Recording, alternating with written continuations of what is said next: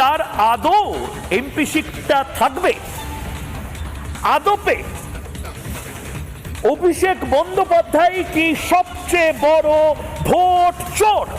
ভালো করে দেখুন, 7-1-0-9-3-0, আরো জুম করে দেখুন ভালো করে, 7-1-0-9-3-0। এটা কি অভিষেক বন্দ্যোপাধ্যায়ের মুখ, আসল না ভুয়ো? 7,10,930, 7,10,000 ভোটে জিতেছেন অভিষেক বন্দ্যোপাধ্যায়।